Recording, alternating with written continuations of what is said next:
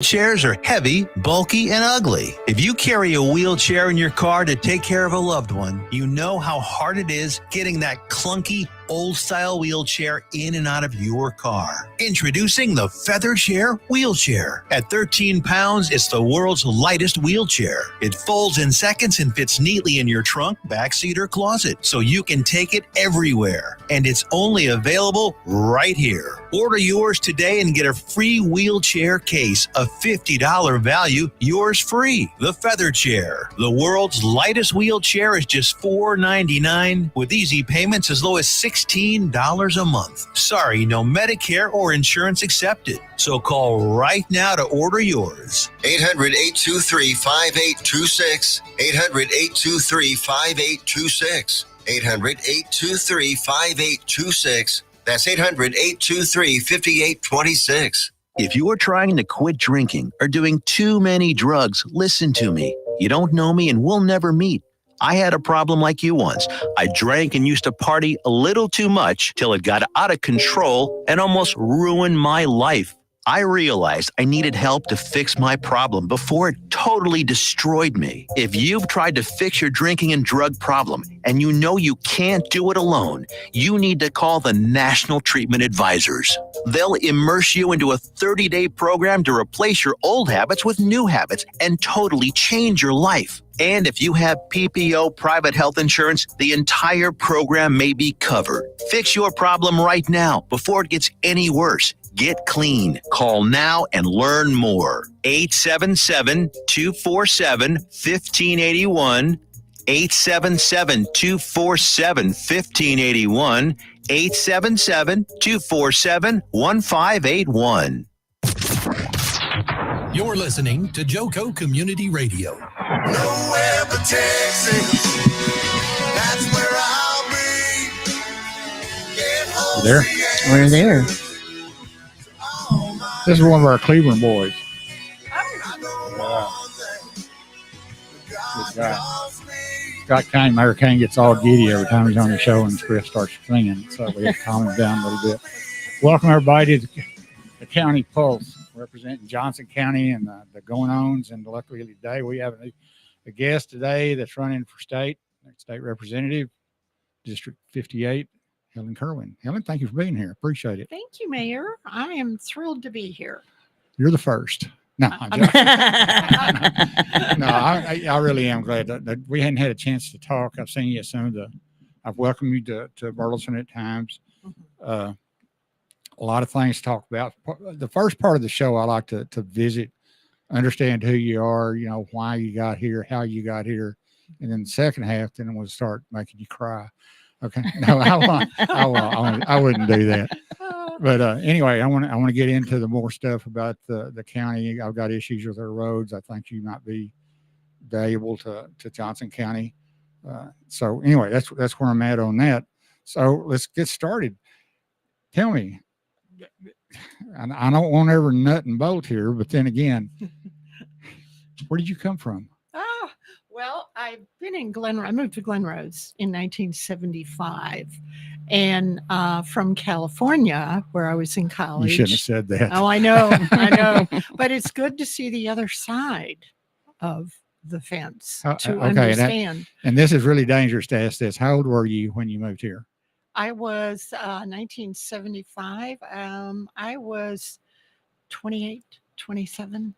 So I had my twins were born in the Johnson County Hospital on Main Street in 1976.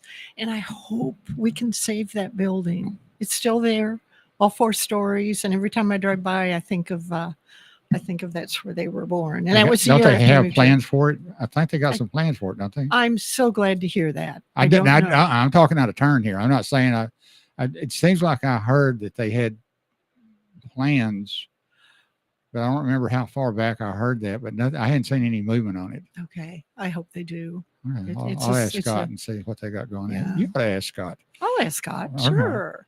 But that was 1975, and we moved to Glen Rose, bought the old Glen Hotel downtown on the square, kind of dilapidated, and my husband and I, and my oldest daughter, Brooke, and then my twins were born the next year. And we moved in and took 5 years to renovate it.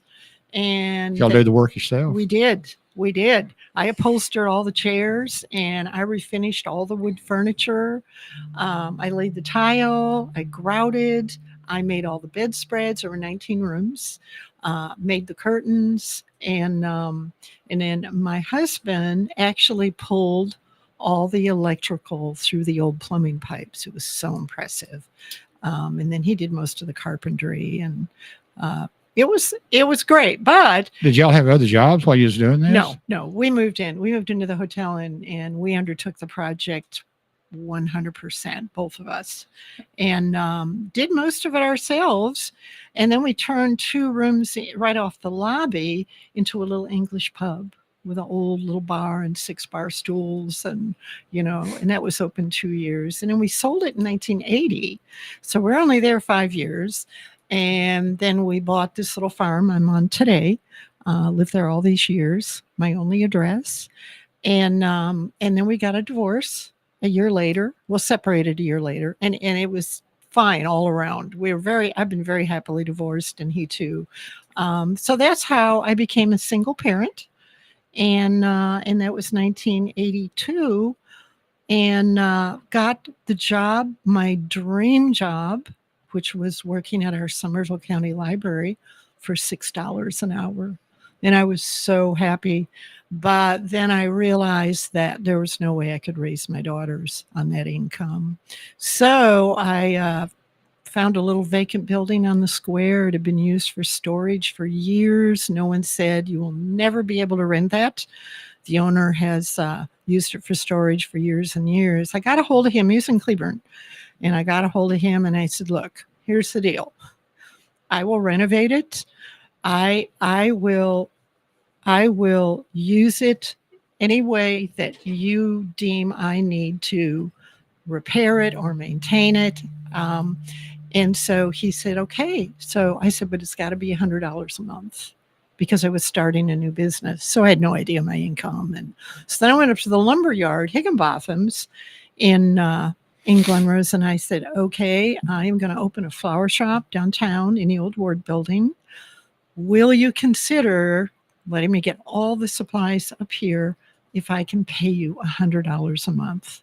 And they said yes. So that's how I got my business going on the square, Country Garden. And for 15 years, that little flower shop raised my girls. They were back there making mums and blowing up balloons and watering plants, and they were delivering for me. And then they all went off to college. And so in order to pay for college then, because they were gone, I went ahead and converted a room in our main house and turned it into a bed and breakfast. And then year by year, they were in college, so I just kept converting rooms, and we have 3 little barns, and I converted those into cabins. And then I rescued 3 100-year-old prairie homes. You're a glutton for punishment, aren't you? Listen, I have a work ethic that drives people nuts. You can ask anyone that's worked for me, and I just. But anyway, I managed to save 3 homes that were going to be raised. And moved them out there and renovated them in the prairie style. And so I'm in my 28th year. It paid for their college. Well, most of it. They were on FFA scholarships too. And, it's just kind of been my retirement now. So it allowed me to be mayor too. Sold my flower shops. I could be a full-time mayor and then commissioner. And then I was a grandma for a lot of years, and they're all grown, they're all gone. So here I am, ready to jump back in. Gosh, I'm tired. That's pretty impressive. Oh, I loved it all. And the cool thing, and I know you know this, being mayor is when you are elected, I went to work every day and had the resources to make decisions, make suggestions to council or to the court or whatever, to really make a difference. What size was Glenrose then? Glenrose back then was under 2,000. I think it was 1,900. It's 2,800 today. And the county back then was, I think, 7 maybe, and it's almost to 10 today. But what a great job. I've watched some of the smaller town mayors, what they go through, and the, you don't have the staff like I've got. I've got people that's in the know. We hire, they give us direction, give us choices. That's not the same thing for a small town. Yeah. I mean, everything's on the Justin Wheat, Alvarado, and what's going on in Keene and Godley, and those are brutal situations on a mayor. LBJ said that when he was president, he said, I think he got the question about the stress and the difficulty of the job and being in an elected office. And he said, the hardest thing I ever did was city, local government. You are in the trenches. Every day. You can't get away from it. Yeah. Well, you provide essential services, where in Commissioner's Court, it's more of a, how can I say it? It's more of a board that oversees roads and bridges and a lot more than that, but not so much the daily services that a city has to provide.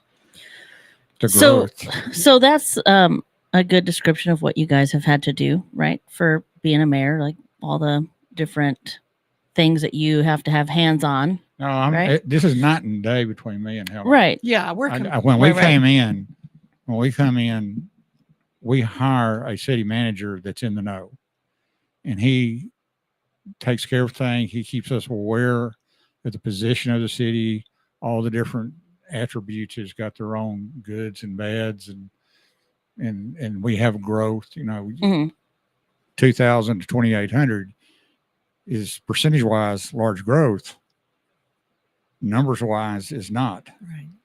But it's even exacerbated when you have somebody who wants to build 300 homes in a town of 2,000 people and you don't have the infrastructure. Yeah. We've got the credibility as far as borrowing to go make that happen if we have to. Mm-hmm. But you don't understand what a small town mayor has to go through. Sure. That is just like nuts. Oh. So it's really an amazing thing. Well, I loved it. I actually formed 10 task forces when I was mayor, and we got, and one of the proudest thing is that I did is when I took office, there was a big fence between the city and the county, and it happens a lot. They go to their respective corners and they run their government. We're the only city in Somerville County, and we had paving, curbing, and guttering issues that hadn't been tended to for years. We had the old clay pipes. There was just a lot of, so we had a wonderful staff back then of old timers that knew where every water line was, and so we ranked them all, and according to their needs and the volume on each street, and went to the county and said, we are one city in our county. Why can't we share the expense of the streets? And why do we have to have a budget with road equipment, street equipment, when you have the same equipment? Anyway, bottom line is that we formed an interlocal agreement. I think it's in place today between Somerville County and the city of Glenrose, where all those expenses are shared, and it saved both entities a lot of money. That's cool. Okay. Why did you only run one term? Did you get beat the second term? Or? No. Well, mayor, I just ran one term because I pretty much had my 10 task forces. I had like 7 of them accomplished. I never got the YMCA, and I really wanted to bring the YMCA to Glenrose.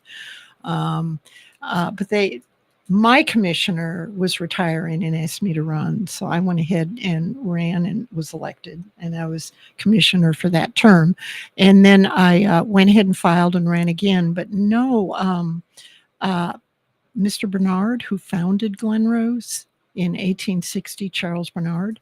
His grandson, great-grandson, James Bernard, had just retired, and he ran, and he beat me by 29 votes. He was a wonderful commissioner. He certainly, had the profile and the heritage. And So you as a mayor, mhm, and you gave that up to be commissioner, mhm, and then the founder's son, grandson, beat you in the year. Yeah. That stinks. no, I'm sorry. He'd been, It comes out a little too quick sometimes. I apologize for that. no, he deserved it. And if I had known, no excuse, but if I'd known, I never would have filed. I mean, he deserved that. He was a great commissioner. Excellent. And then I became a grandma, and full-time grandma. That's done. They're grown, and so here I am. Thought, well, the next level. Cool. Well, and then I was on the North Texas Council of Governments executive board. Yeah, I was on COG for a term. And so city, county, regional, and I thought, well, maybe I should try for state now. I am at a point in my life that I don't have a career. I don't have to worry about a job. I'm not in it for reelection. I am, if I get elected, I'm not going to worry about being popular. I hope if I'm elected, I'm going down there for the right reasons. And that is to get the conservative agenda in place in the House. Okay, so what is the job of being a representative for Texas? Well, of course, for District 58. For District 58, of course, the first thing, of course, is to go down and represent your constituents. And I was asked that recently at a town, twice actually, at a town hall and then a fellowship breakfast they have here at 6:30 on Thursdays. Yeah. Did you go to that, Mayor? Yeah, I used to go a lot, before I was mayor, but then 4 out of the 5 weekdays I got appointments at 6:30. Of course. So, well, it's an awesome group, and they have really challenging. Don't say that. Jim Taylor gets the big head. He's the moderator. He does the best job, but I mean, some of those questions are challenging, and I mean, these guys know their stuff about Johnson County. They don't hold back either. They what? They don't hold back. No, they don't hold back. I love it. But I got that question there. It was a really first time I'd ever gotten it. If you believe in something and you are asked to commit to the other side for your constituents, what would you do? Well, of course, I would vote with my constituents. Why would I run for office if I wasn't able to do that? So that is the first thing to answer your question, is to represent them, not only on a state level, but on a local level. And I know there's a lot of local issues I'm learning about in Johnson County. The bio-waste.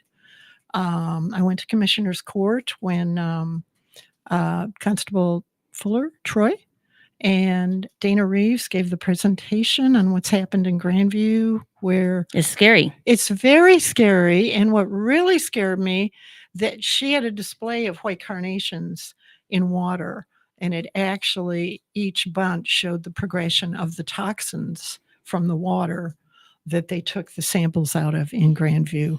It was alarming. What was most alarming about it is that some of these are forever toxins.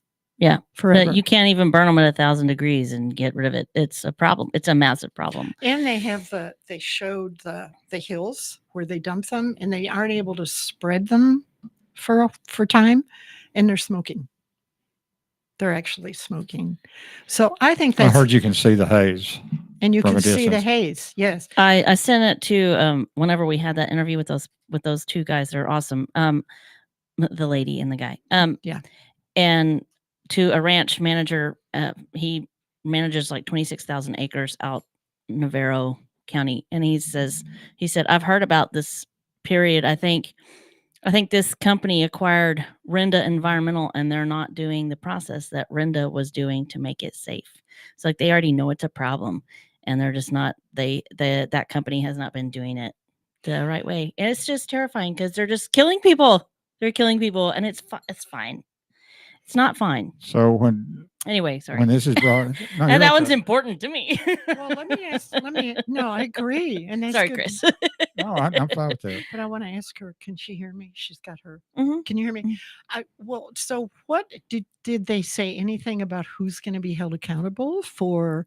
Well, they're pursuing a class action lawsuit against the DuPont. company Right. But in that the is go ahead. that is not doing the process right, like Renda was doing.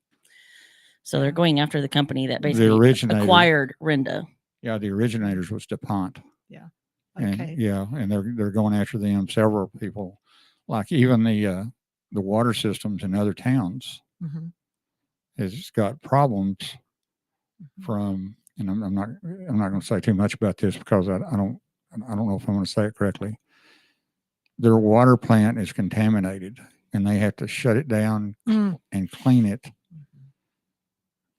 I don't know what they got to do, but it is a massive project, and that's not the only one that needs it done. So it's worse than. And that's just the ones that are Johnson talking County. about it that are willing to deal with it.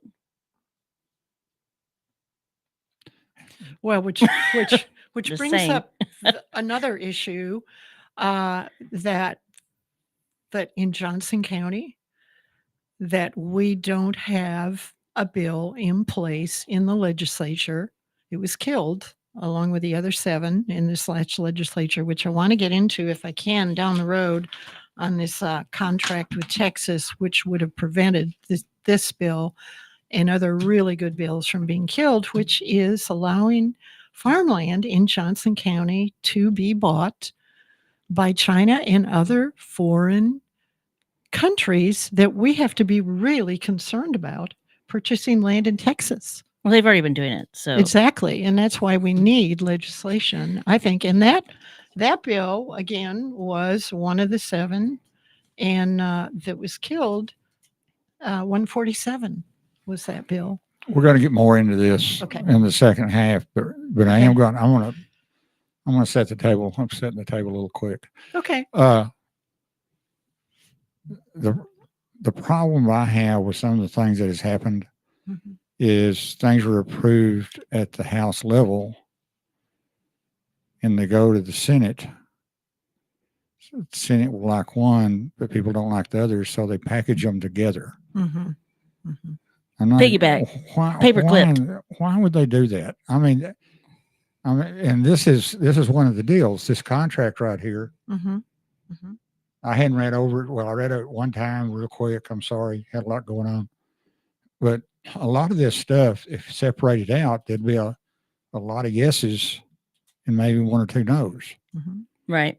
But when you have a all-inclusive contract, nobody's going to agree with everything. Mm-hmm. I mean, that's I'm looking at it through the big picture, not individuals. Mm-hmm. But I can see that, everybody was for teacher raises, but not the voucher thing. I got a lot of questions on that one. Don't understand it. Don't claim to be the sharpest knife in the box, but common sense wise, I'm not really sure why some of it's happened. Let's go. What was it before we got off on this? I hear a lot of people say, I'm going to do this and I'm going to do this. And every level of government has people, I'm going to do this. And it don't take very long once you get into any kind of government and you've been there that you don't do it by yourself. So how would you attack the toxic question we have right now? What would be your plan of attack to get involved with the people and the say, and how you gonna make that happen? Well, of course, I haven't been down there, so I don't know the personalities that I would be dealing with, but that's the first thing because I know my issues. I know what the constituents have talked about in all these town halls and Q&As. And of course, my 3 planks being the border and property taxes and school choice are my priorities. But to learn the personalities, to learn the issues is something that I'm going to have to take time to do. And if I'm elected, I will do that. I will start the day after. I will start on May 29th and do research. I think you've got to be savvy. You've got to know who you're dealing with in order to How get do you learn that? your There are also issues. snakes anymore. Well, and what I hear about the swamp in Austin, and I'm learning about the swamp even in my campaign, you just have to.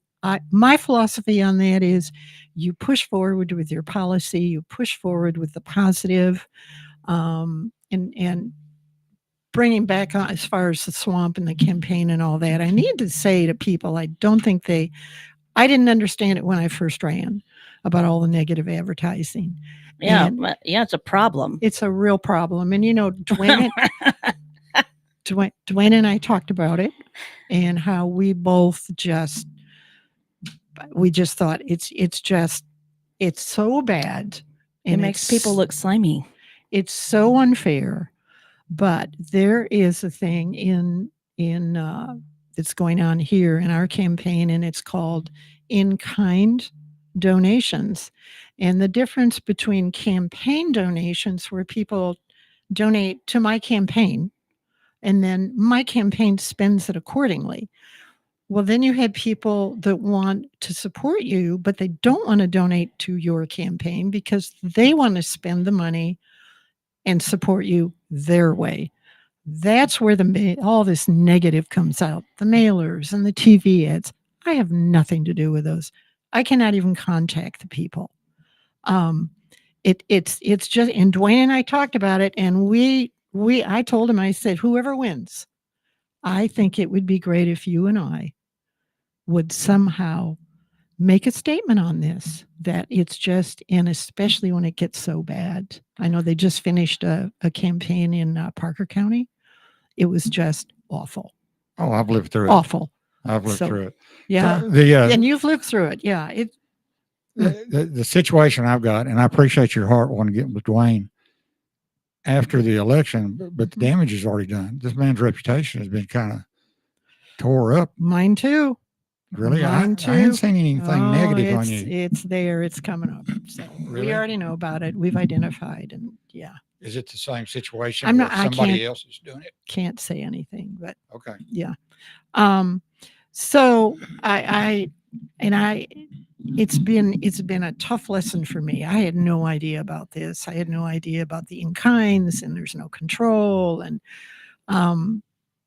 they always said, you're going to lose a lot of friends if you run for this office. Your reputation's going to be attacked. And the truth is going to win. The truth is going to win. I just believe in that in the end. I really do. I pray. I did a lot of that.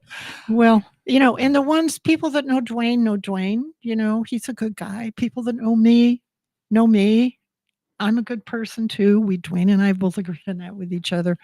The people that don't know either of us, the ones that can be persuaded by slander, that's the scary thing.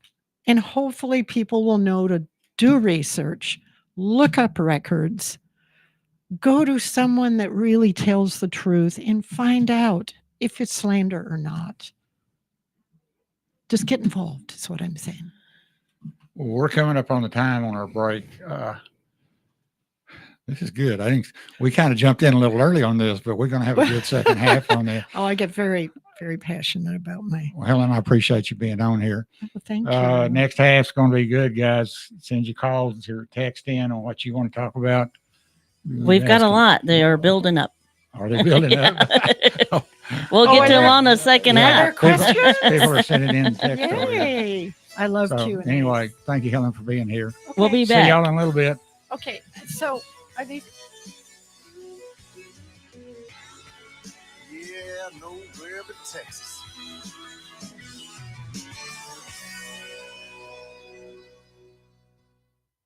Remember Helen Kerwin?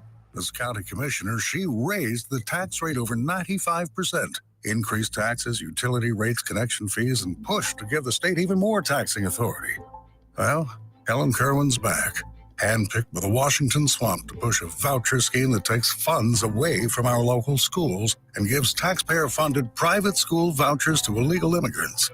They'd even go to the front of the line ahead of U.S. citizens and legal residents. It's the very same voucher scheme Dwayne Burns stopped last year before delivering the largest tax cut in Texas history, the strongest border security plan in America, and new laws to protect our kids at school and online.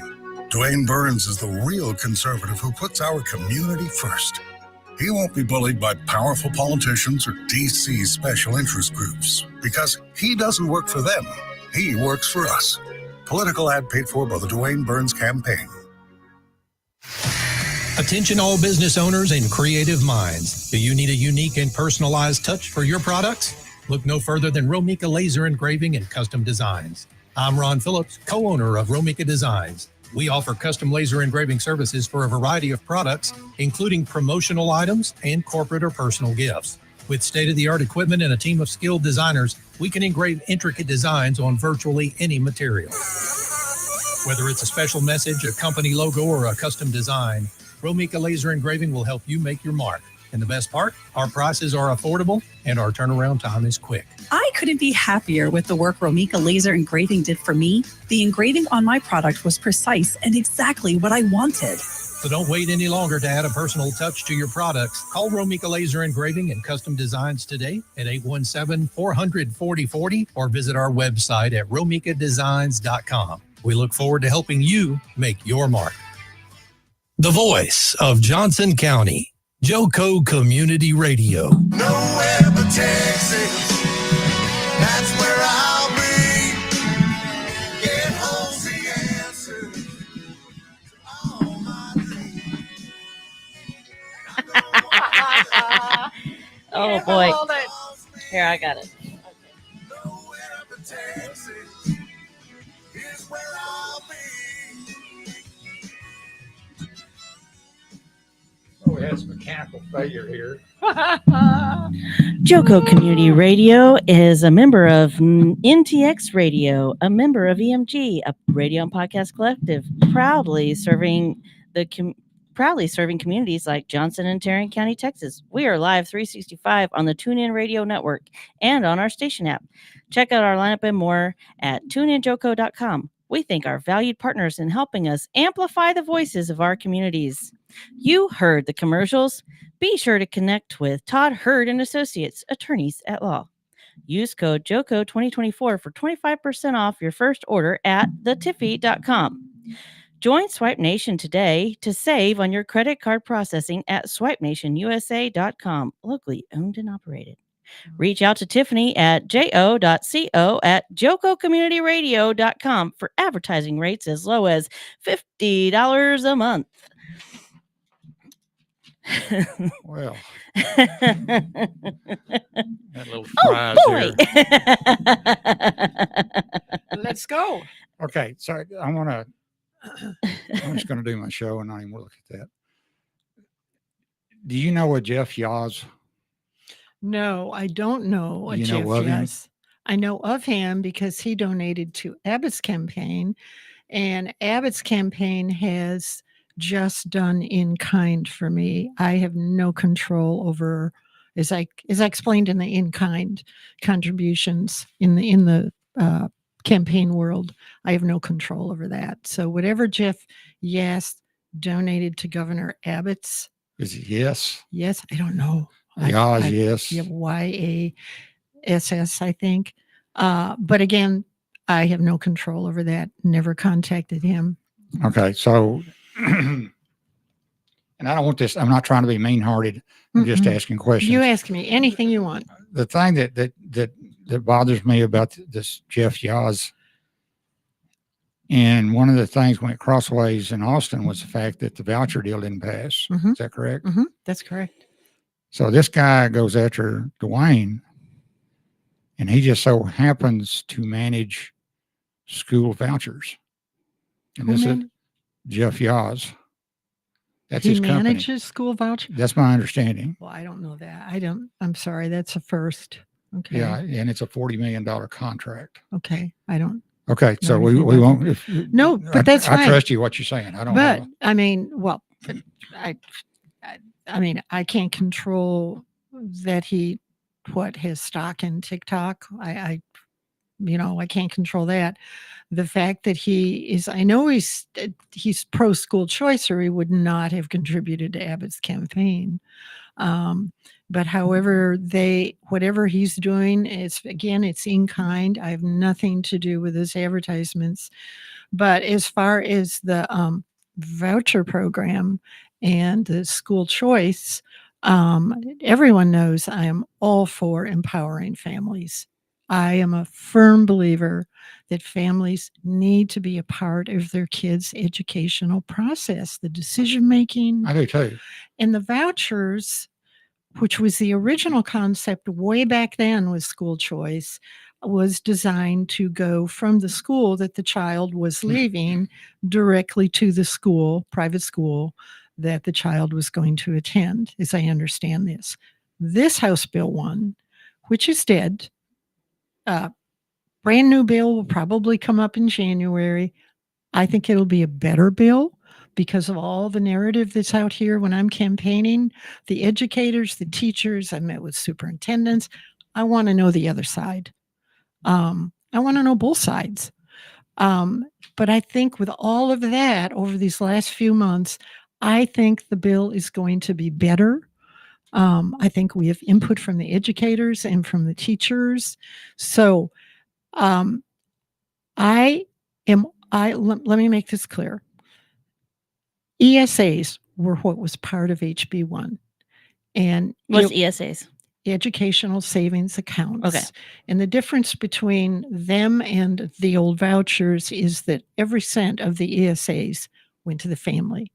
They got to decide if it was going to be used for tuition, to be used for computer, to be used for tutoring, any educational expense. And they couldn't even buy a candy bar. They would not get their money. So there was accountability for these ESAs. I liked the fact that went to the family and they were free to use that money for what they thought their kids' education was the most important thing. And this bill only affected 1% of our 45,000 students. And here's the thing I thought. Now, the bill was not, well, I conceptually, I loved that it just affected a select few of students, 45,000 to 50,000 students. Start off small. It was not going to raise our property taxes. Not 1 cent of that bill was used for property taxes. Sales tax, oil and gas reserve. We are the 8th largest economy in the world. We're going to be the 7th. We're about to pass France. Texas is never going to take money away and allow for our school districts to fail. The issue is only 50% of our kids are on grade level, and something needs to be done. Well, no kid left behind, right? And I want to get on board with that. I want to. Greg. No, every place you're going with this, I agree. That was the old bill that was dropped. It's dead. It's dead. And so we'll fund. So okay, this is genuine questions here. So is this with the next bill? Will it be like they're still going to send money to private schools? I'm just okay. Let's change that just a little bit. The bill that failed, the most recent, where it was giving $10,000 to each kid, including illegals. Okay. Well, it starts at 6, which is the basic public to public, and then there was the 8,500, and then the 10,500 went to if the family chose private. So there were different tiers. Now the 10,500 was the original voucher way back with the old voucher talk, but the ESA, this HB1, had a more flexible structure as far as what tuition was allocated with what student to what school. But so would the funding go to, if it followed the kid to the school, and the kid went to a private school, is the funding going to go to the private school, right? It's up to the parents. With the ESA, they got the money directly. And say they pick another public school, that's $6,000.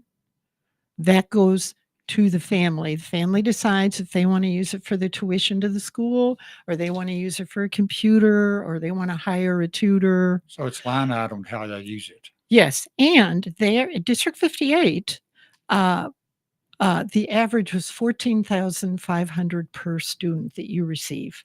So the 6,000 leaves, or the 8,000, or if they pick a private school, the 10,000, and then the rest is left in the school district, and they don't have to educate the student. So it isn't it. But again, the bill's dead. The new bill, hopefully, and I really, really think it will be. I think it'll be a much better bill. Who knows? The answer to your question, Sarah, is I don't know. I mean, haven't been down there. That's an honest answer. That right there, when that gives you a lot of credibility to me. When you sit there and just say, "I don't know." Mm-hmm. Mm-hmm. So, yeah, I agree with that. well, so I mean, because that bothers me, right? Like if the money's going to a private school, that means the government is getting money from or giving money to private schools, and then that has a problem with. Yes. Then you can't teach about, then you can't have, chapel, at these private schools, or it's going to be controlled to a way. There's always strings attached, right? There are no free lunches. So that has bothered me about this bill, right? Personally. And so, like you mentioned a minute ago, the illegal, it goes towards illegal immigrant children also. And that's a federal thing. That's not the state. But that's a part of this bill. It has to be, because the federal government said every kid, whether you're legal or illegal, gets an education. That's the Supreme Court. But the other thing that was in this bill to kind of protect it, application process, screening process, acceptance process. So it isn't like first come, first serve. All the illegals are going to line. I heard this at a town hall. All the illegals are going to line up first. So there's scrutiny on the application end of it. Or there was. Again, the bill's dead. So. Okay, so let's take. But there's going to be another one. So we're going to take the one that just failed. Okay. And Representative Kerwin is going to fix it.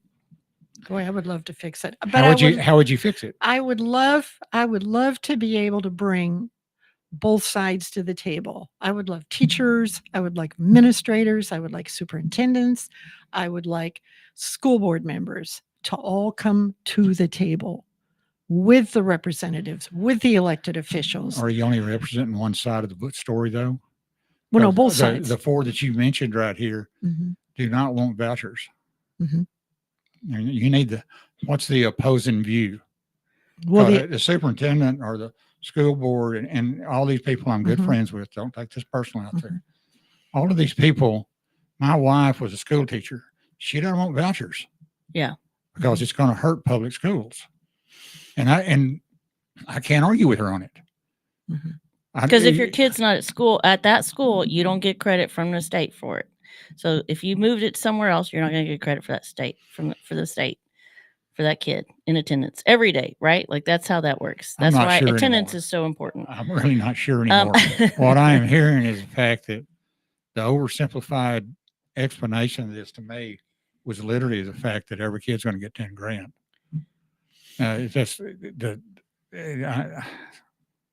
Again, there are no free one lunches, of the things right? that I have it comes at a cost. One of the things that I have learned, you don't believe anything on Facebook anymore. I've learned that. Yeah. Oh my gosh. Anyone can say anything. I know. And they might be saying it as a joke, but somebody else reads it as fact. Yeah. Like, that's what I'm saying. People, do your research. The truth's out there. Okay, but you did kind of run on a platform of the school vouchers at the beginning, for sure, right? Like that was like you were pro the vouchers, and how come it didn't? You wanted to get that message across.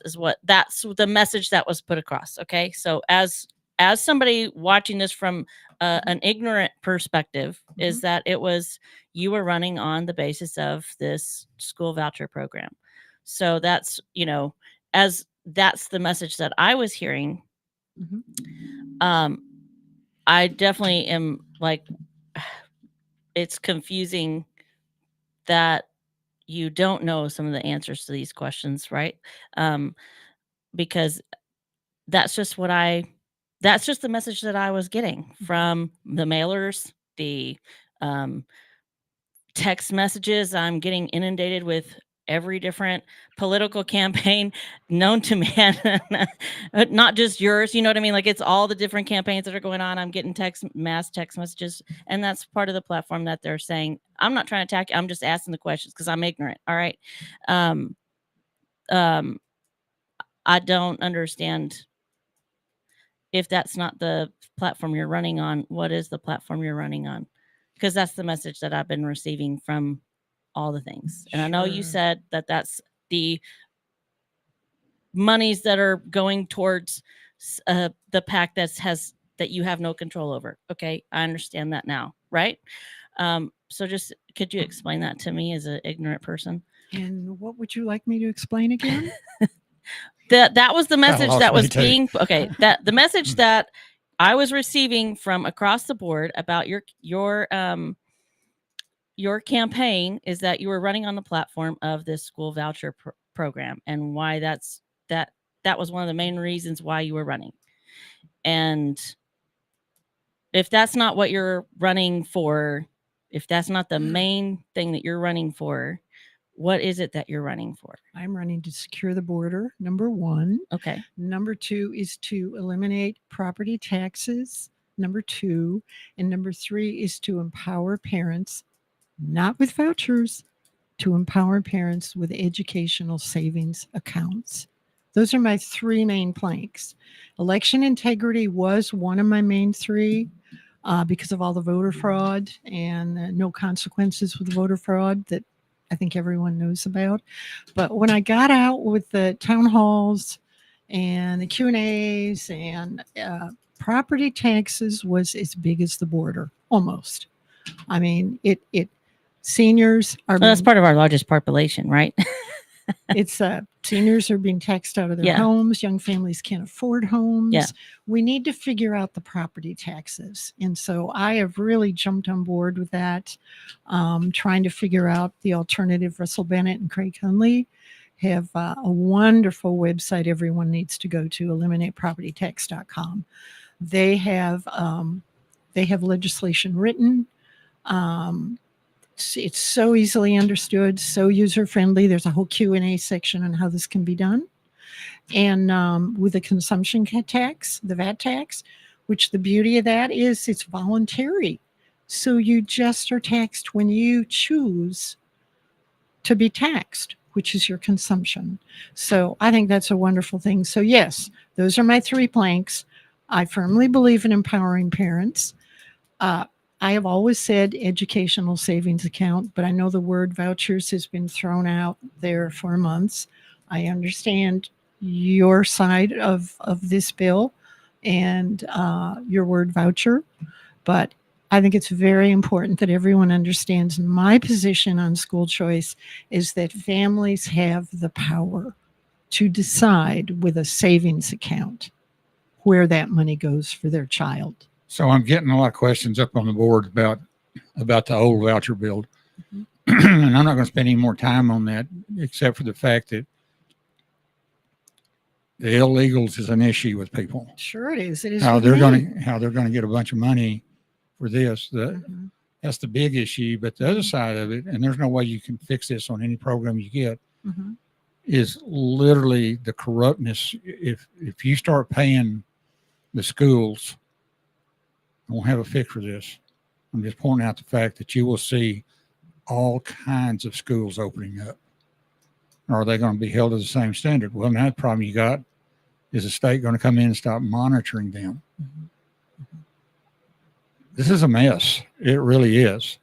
The kids getting, not from our country, getting a check for their school, supposedly. And not from like Mexico, right? It's not like it's just Mexicans. Oh no, it's all over the world. Yeah. It really is. It's Yeah. With what we got right now, it's going to be even worse. I'm going to pick up one question, and we're going to get off the school voucher here for a little bit. I've got 8 more minutes. One question we got is, please get back to the homestead exemption. We want to hear our explanation. We must have that input. Okay, great. We bought the farm I'm still on in 1980. and I am still living there. The homestead exemption is been there. Chief appraiser approved it. County attorney approved it. The Central Appraisal District approved it. It's legal. It's there. I don't know what else they want me to say on that, except that it's legal. Documentation's in our Central Appraiser District. Call our chief appraiser. Can't they look this up online? And they can look it up online. You'll see homestead. Yes. Why on my statement. I think some people are saying that you're. Now the ag exemption, is that what? Let me talk about the ag exemption. That's not on the question, but yeah, go ahead and do that. Let's go ahead. So I have two. Try to cover all our with bases. It's a 40 acre, 38 point something, 40 acre plot, and 15 acres of it's a meadow. We had a couple of horses. It's a hay meadow that we have been cutting and baling and selling hay for the 1980, 43 years I've lived out there. So the ag exemption is there for the hay. We also had a wildlife. I've got a white-tailed deer, 21 now in the herd, but I don't use that. I just use the ag exemption. So that's legal too, and that's in the record. So everyone, please go do your research.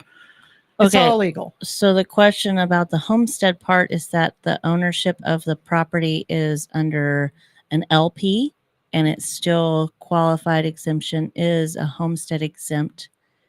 Mm-hmm. And so the question is, the statement is, isn't that illegal to have a homestead on a business property? Well, let me give you the history of that. Back when the city of Glen Rose wanted to build the Riverwalk, are you all familiar when you go to downtown with the Riverwalk? So I had 20 feet thick of trees that was on the river. And of course, they wanted to take all that out and build the Riverwalk. And I said, well, then you're exposing me to liability with public access.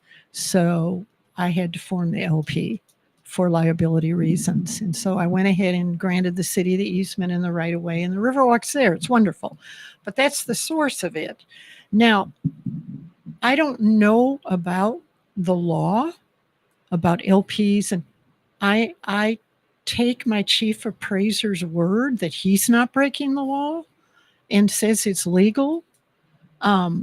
I don't know what else to say to you. I mean, I'm just regurgitating the statements on the screen. That's all. Let me. Don't say you regurgitate. Oh, sorry. Baby bird style. Well, let me tell you, just whoever that person is, just tell them they can talk to the chief appraiser.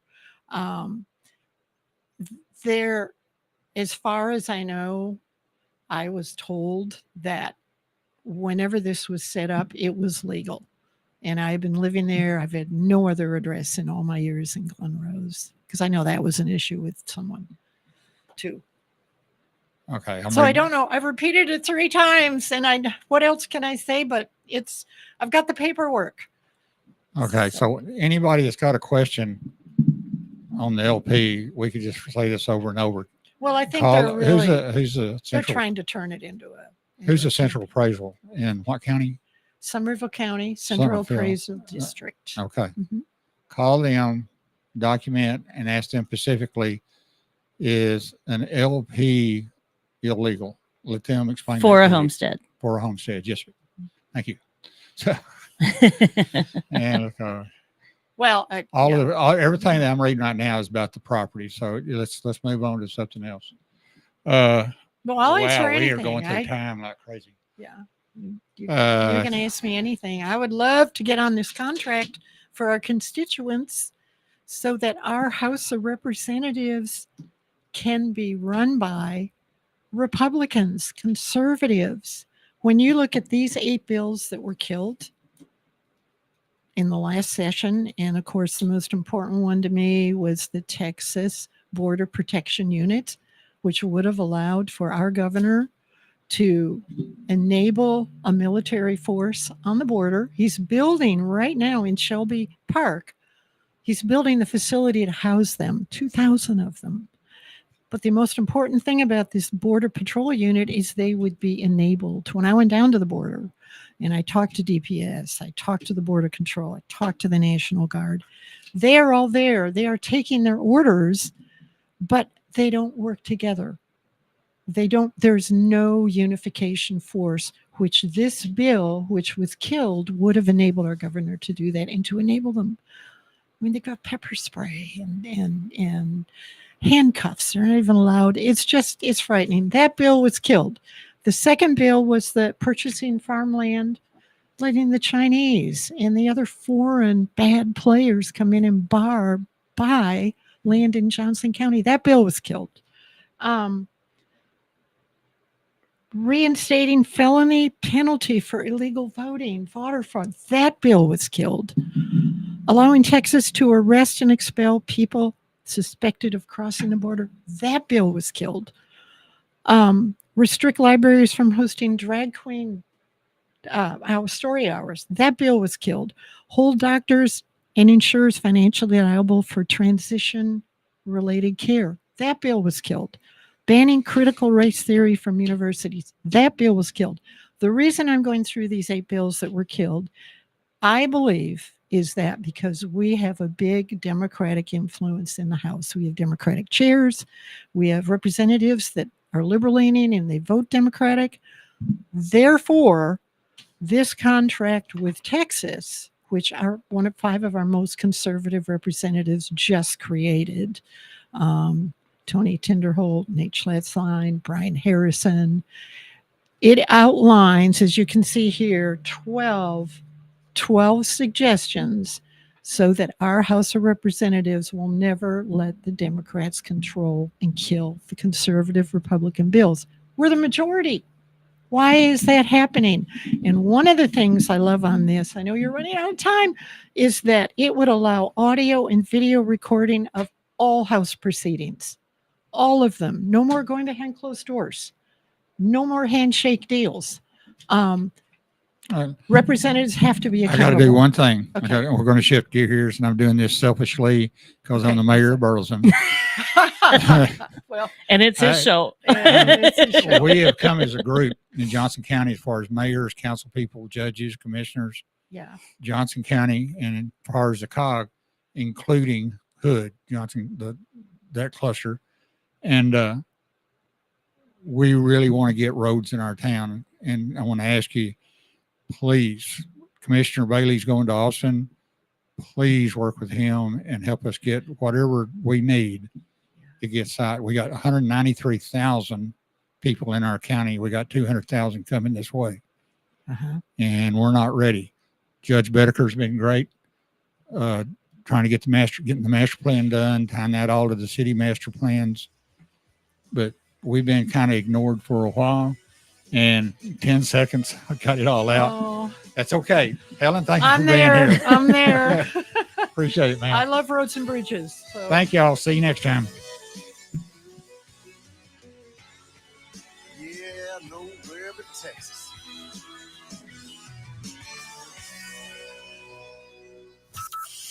From Burleson to Venus and Grandview to Godley, this is the voice of Johnson County.